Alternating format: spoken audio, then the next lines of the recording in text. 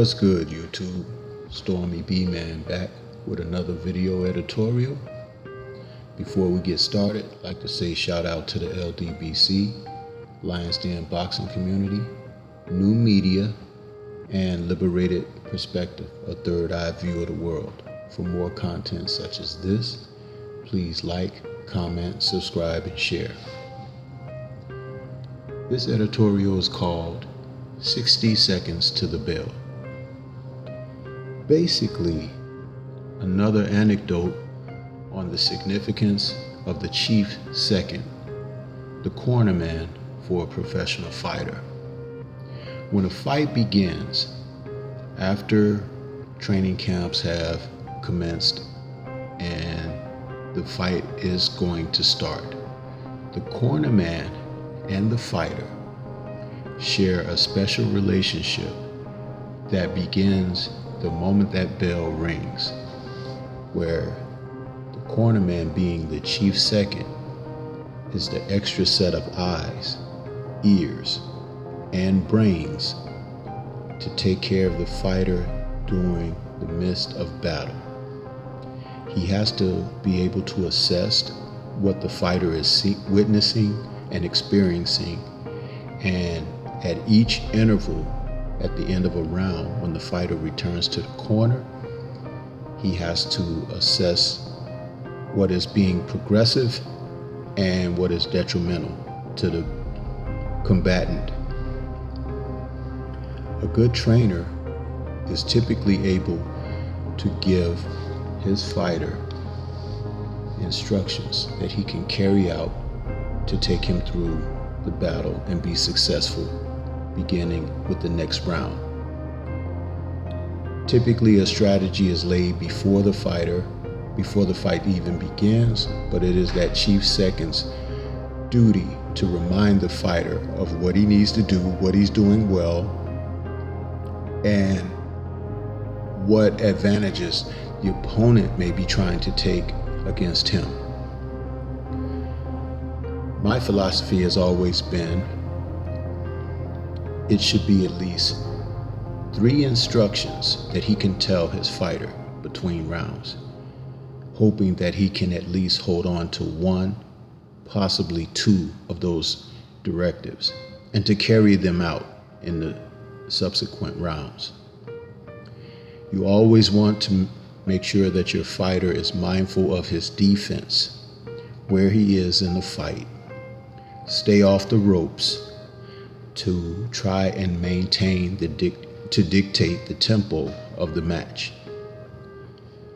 Reminding him to use his jab, keep his defense tight, and use movement.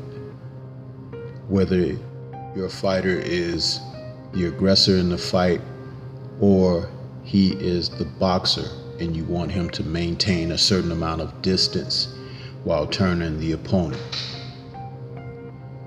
Simple instructions and reminders can keep a fighter on his game without overloading too much information, which will sometimes lead to confusion and sometimes the fighter not responding the way a trainer may want him to.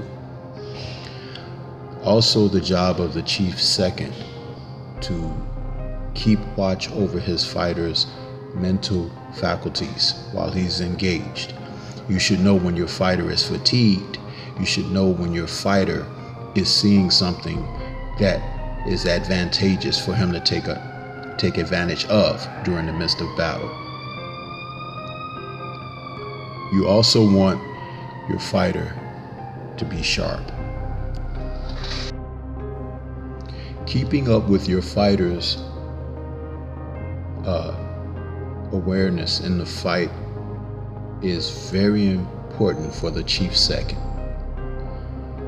Not just when it comes to if the fighter's in danger, but you have to know when to ride the fighter to press the action, to go ahead and take care of his business when the opportunity presents itself, as well as when you may have to remind him If he doesn't do certain things, you may have to stop the fight. All of this is important and a significant role that the chief second plays. But being able to keep your fighter out front, to keep his mind sharp, to keep him safe, to keep his confidence up. Don't lie to your fighter.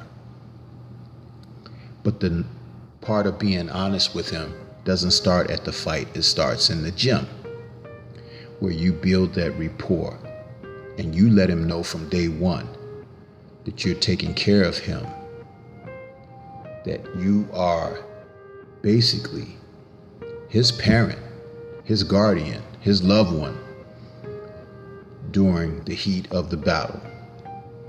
So that 60 seconds between the 3-minute rounds, you are father and godfather over everything that transpires.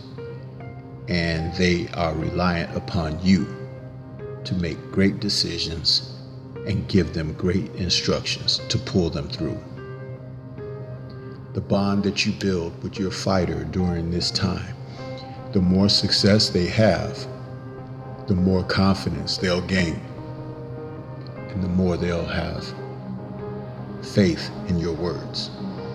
This is Stormybman. And that's all I have for you at this time. Please stay tuned for more as I talk about the corner. For now, that's it. Peace.